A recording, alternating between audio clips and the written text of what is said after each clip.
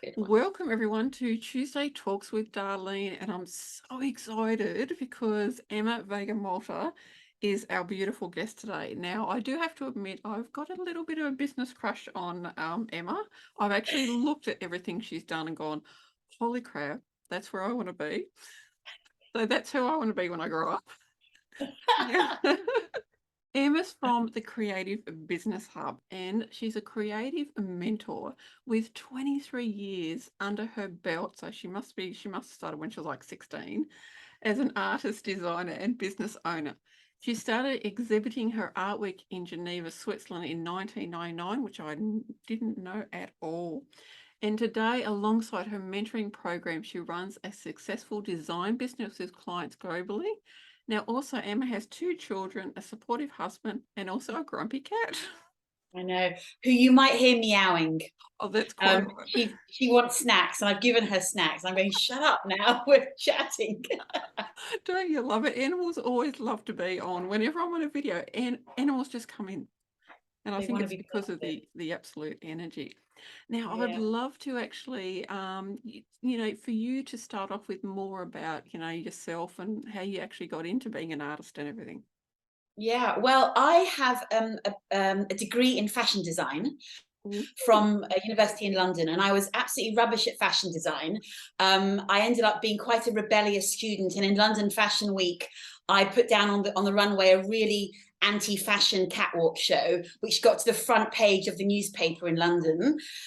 So I did my fashion degree, graduated, and then I moved to Switzerland with my boyfriend. So I was in London and I moved to Switzerland with my boyfriend. And because of visa issues, I couldn't get a proper job. Even though I was in the market, I'd done PR and I'd worked in a magazine after my degree, I couldn't get a job. But I'd also been to art school. So I was still an artist and I was drawing and painting and sketching. And that's the thing I really loved from my degree. So I was in Geneva and I thought, I can't get a proper job, but I've got this skill set. Why don't I just start painting and drawing and exhibit my artwork? And that was 1999. I had an exhibition in a cafe called Café des Arts, arts cafe in Geneva, and I sold out 80% of my nudes and Wow. my architectural sketches. And Oh, I made money and I went, there's something in this. And the rest is history. That's how I started, out of I, necessity. I love it. And you know what's so fascinating is I actually did a 2-year fashion degree when I left high school. Did you? There you go. I didn't know that. And by the end of it, I've just gone, nah, I ain't doing this. So I never end up finishing it. Oh, right. No, I didn't enjoy it by the end of it. I found the fashion industry, really challenging Mm, in many ways. yep. And yeah, so I was much happier going down the art route just through necessity, really, because I couldn't get a Mm, job in Switzerland. yeah. And then it just moved on from that, really. Mm, Just my art, my design work. And mm, now I live in Sydney, in mm, Australia. So it's been a long journey. So yeah, 23 years. yeah. So what made you move from, because I know you're still an artist, because you may realize that Emma's background is an amazing background, and so you create these awesome backgrounds, that Yes, businesswomen can actually use. They can go to yes. conferences and everything and use them. So what actually moved you from that to also being, like a business mentor? Well, I realized in my journey, I realized that everything I'd done to try and make money from my art, whether it's exhibiting in cafes, having a market stall with my art, or selling big pieces of work for, private homes, or my shop, whatever I was doing, I had a tech startup business. The thread running through it was always my art, always my drawing. And so when I started my design business, bespoke backdrops and branding, Mm, I wanted to use my artwork in a way that was useful. mm, So it wasn't like I'm an artist and I can paint you a nice picture. It was mm, I'm an artist, but I can help you in your business mm, by making your videos look better. mm, And so even though even though I run the Creative Business Hub, which is a mentoring program for other creatives, I still want to keep my sort of foot in the door with design work. So I have a second business, bespoke backdrops and branding, and mm, that sort of gives a bit of credibility to my mentoring because mm, I'm still in it. yeah. I'm still an artist. I'm still a designer. I'm still in the game, as it were. Mm, So that's the progression. It was just that how can I use my art that's useful for other people mm, beyond just being art? yep. And I just fell into the business world, and Mm. just moved along from there, really. Yeah, yeah, and like eventually people will actually see. Like I know when I've seen your backdrop, and when Yes. you came out and you became a mentor, I just went, oh, I'm going to have to work with Emma. Like, I'm I would just, love you to. Love oh, to it work will, together. it will. I just need to stop doing all this learning that I'm doing.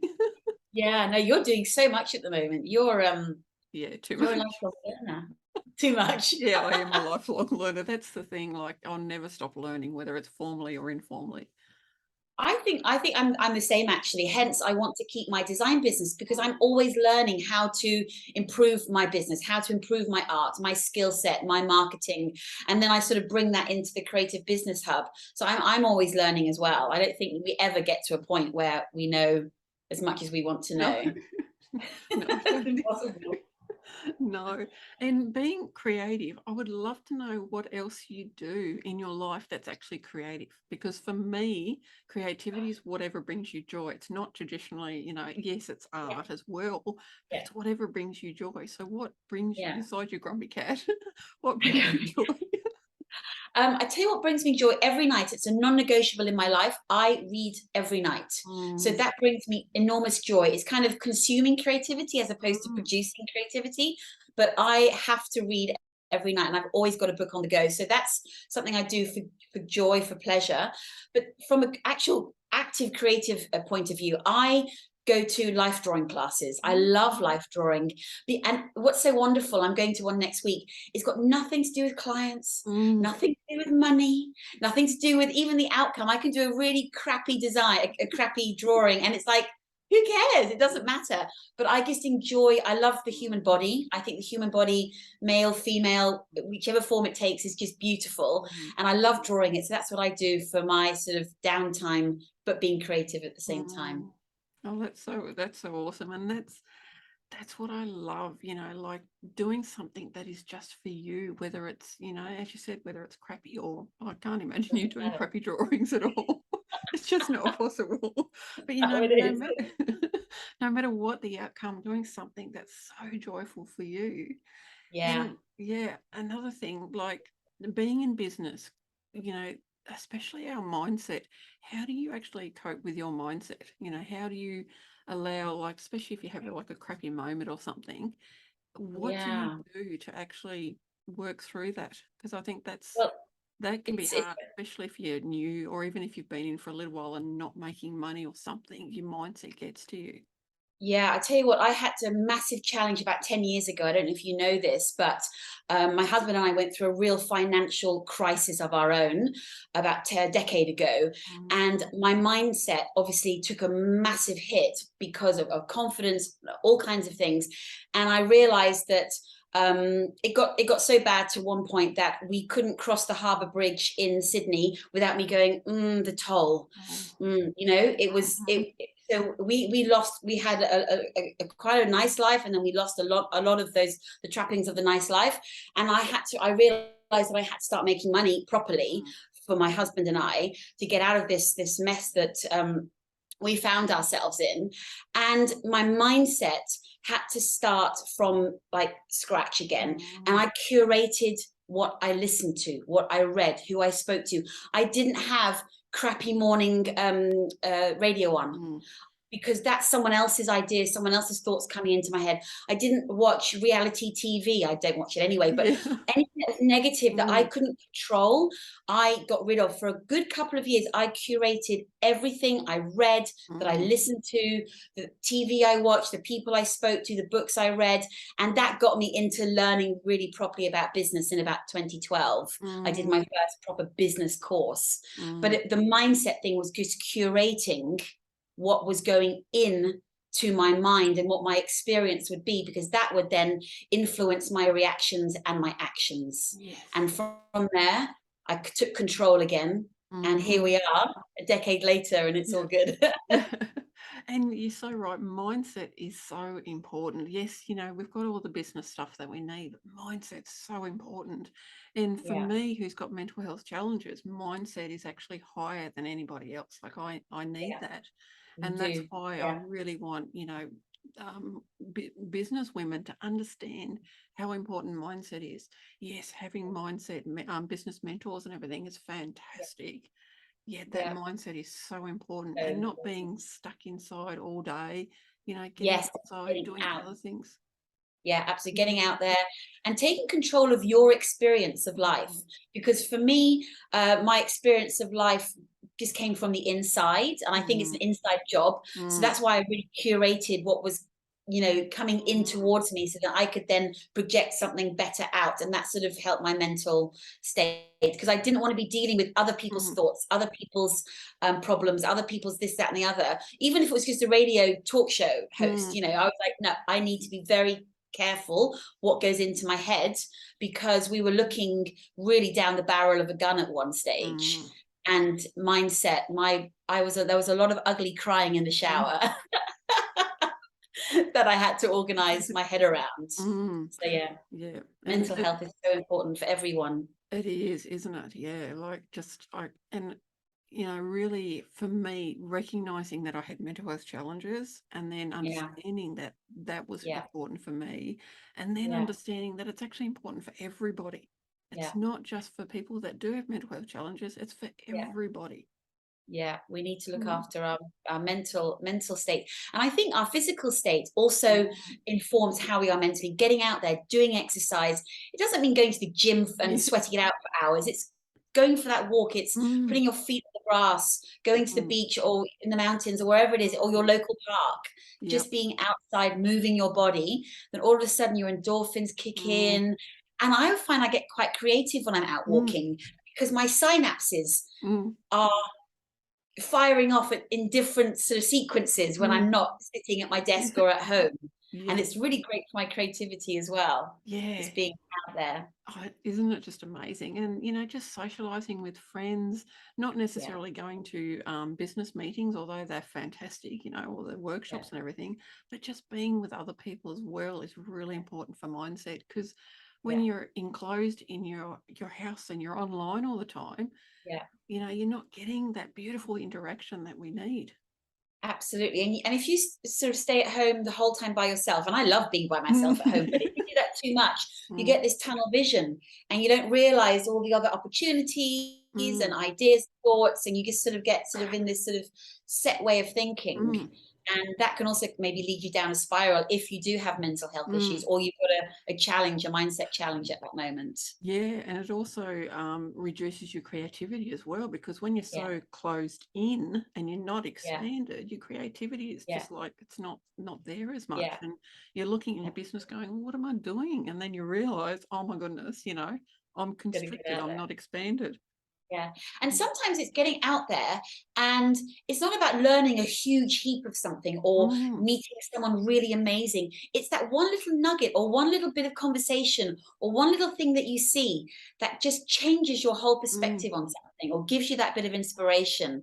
It's just that little spark, mm, and it might just come from a walk or meeting mm, somebody. It doesn't yeah, even have to be earth mm, shattering. Like, that's sowed a seed. yeah. Yeah, and that seed will stay there for a little while, and then suddenly you'll be like, "Oh, now I get it." Yeah, absolutely. Yeah. So true. Yeah, and that's why, I love getting outside and everything. And Yeah. just, sort of with all of this, how do you balance, being a business mentor and an artist as well? Because it's sort of kind of two different things. It's right and left brain. Yeah, well, this is the thing I realized. I'm very right and left brain. I Mm, realized that. So having the mentoring program is and being an artist kind of answers both of the puts those two halves of the brain together. And I realize that's quite useful for a lot of creatives who maybe don't have the left mm, brain, right brain thing working together. So it works really well for me. The thing that I find challenging right now is I have two businesses with two different business models. And I am learning. I mean, I've my design business is really ticking over. I'm fully booked with my clients. mm, I don't have to do too much marketing to find clients. I've got to that stage, which is mm, great. But the Creative Business Hub is only a year or a couple of years old, and it's a completely different business model. So mm, I'm learning so much about, holding space in a group, creating content, marketing. It's a completely different fish. mm, So it's kind of exciting to sort of use my brain completely differently now, while still, you know, being an artist. Yeah. So it's a challenge, but I love it. I get very excited. I know, isn't that what's great about being in business is being excited, and that's why the mental health is so important, because it keeps us, if we have great mental health, it keeps us Yeah, excited about our business. excited. Yeah, Yeah. and something to look forward to, something to get out of bed for. Yeah. Like, oh, what am I going to do Yeah. today? You know. Yeah, it is. Whether it's, you know, being creative, or whether it's being, you know, doing the business stuff. If we can Yeah, enjoy all of that, our mental health is better. yeah, Yeah. absolutely. And I find for me, I like a bit of structure in my life. I'm still a creative. I like, you know, spontaneity and free flowing, but I like to have a bit of structure. So that's why for me and my sort of mindset, my mental health, I bookend my days. I start Mm. quite early in the morning, and I have a certain little ritual that I have with my exercise and my breakfast. I have to have a specific cup to have my tea out of in the morning, and my kids think I'm a bit mental, but I have to have a specific cup, and that starts my day. That's the bookend at one end. Mm. And at the end of the day, I look forward to the fact that no matter what's happened in the day, I Mm. go to bed relatively early and I read for a good hour or so. Mm. That is the structure that I Mm. love in my life. And whatever happens in between is great, but I know my morning and my evenings have a routine, and that keeps me on track as well. And I Yeah. get up in the morning quite excited Mm. because I've got something to look forward to Yeah. when I get Yeah. up. And that's so important, is having that beautiful routine, you know, whether the morning is, you know, you stay in bed for a while and just do stuff, or, you know, you're the type of person to get up and do stuff immediately, but end your Yeah, day as well. Like yeah, that really does help our mindset so much. And especially being creatives, we need yeah. something that is like that.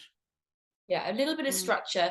I think it's very easy to fall into the trope of, oh, I'm a creative, therefore I've got to be chaotic. And no, you don't have to be. I firmly believe in having boundaries, a container, which, you know, people could call boundaries, and but Mm. it's not restrictive. Mm. Within that container, within your routine and your boundaries, you can go crazy, but Mm. you know you've got that safe container Mm. with in which to be creative in. Otherwise, I find it's a little bit too, I go off on Mm. tangents. So I do like to have a bit of structure and creativity Yeah, together.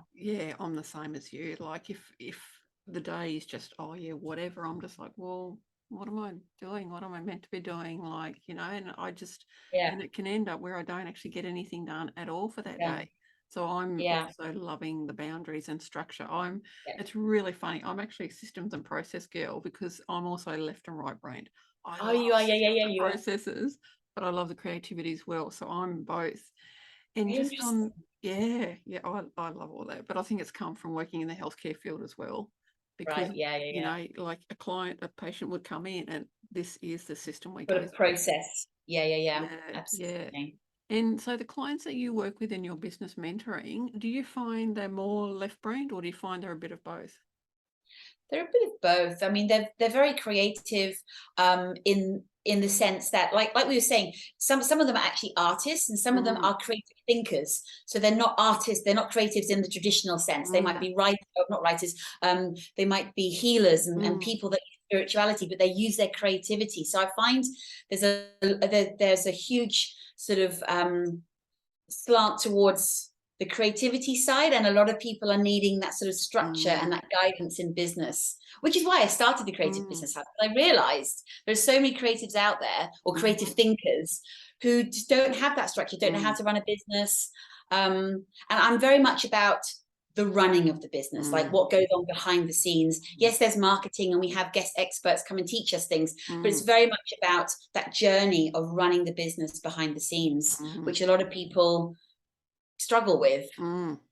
Yeah, yeah. So, Yeah, and I can totally understand that, because when I first started, I was a healer. So I think I learned Reiki or something, and I went, oh, I can heal the world. Okay, let's just put it out there.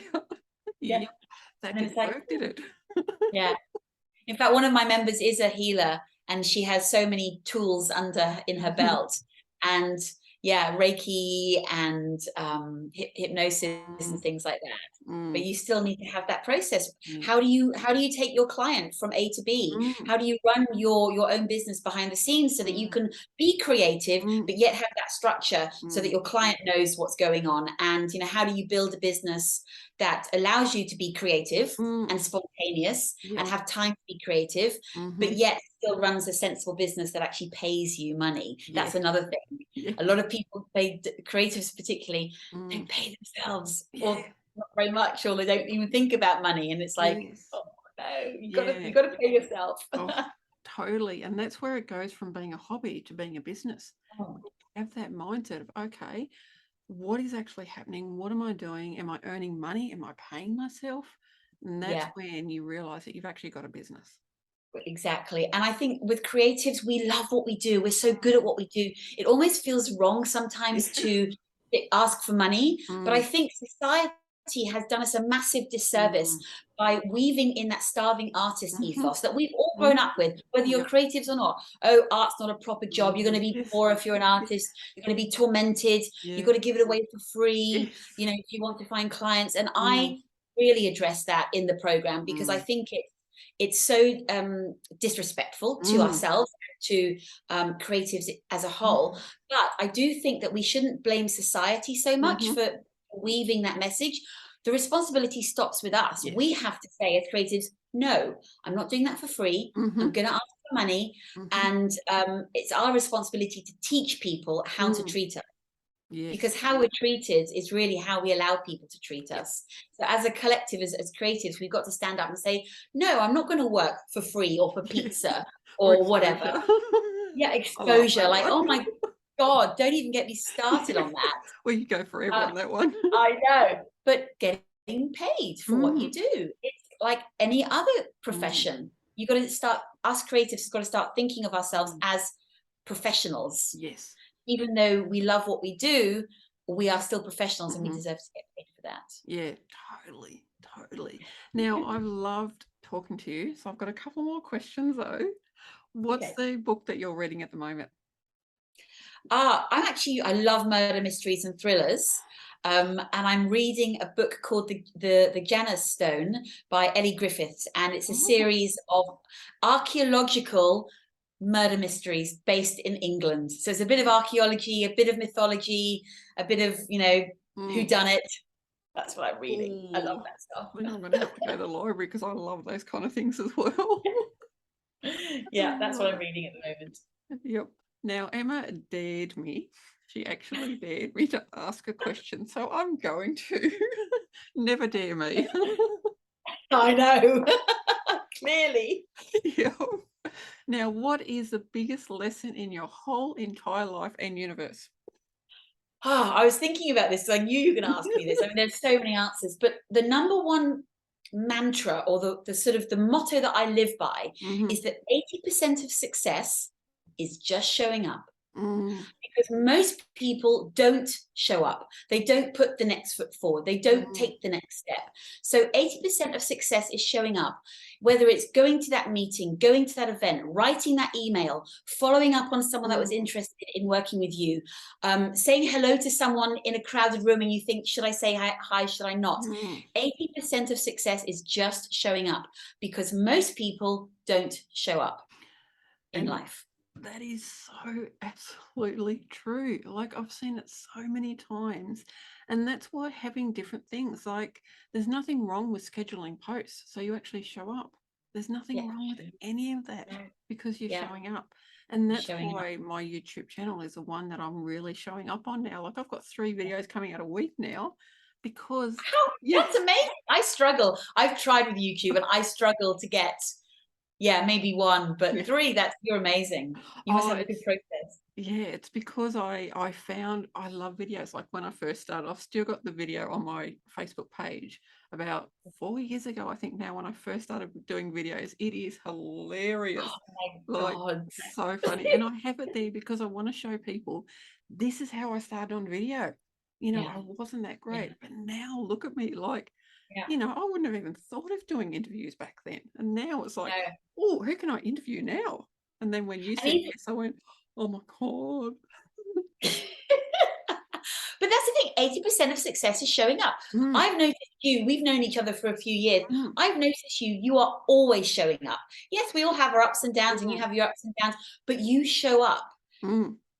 and that's part of your success. Yeah, And that's why we're here chatting. You show up, and that's what I think the biggest lesson in life is. 80% of success is mm, just showing up yep, in true. whatever it looks like. Yep, and that's why I'm showing up really authentically now and talking Yes, about mental health challenges because it's yes, such a big deal. Like, yes, I really want yes. it to become normal, Normal, like absolutely. we all have down moments. Every single one of us, no matter how successful we are, we always have down moments. Yeah, We may not ab- have, things like I've had depression and all that. But yeah, yeah, so yeah, just showing up. And that also helps our mindset as well.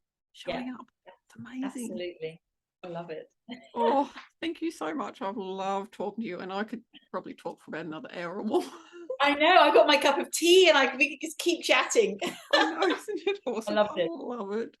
But thank you so much, Yeah, Emma. I really appreciate it. And everyone, don't forget to subscribe wherever that subscribe button is. It's somewhere.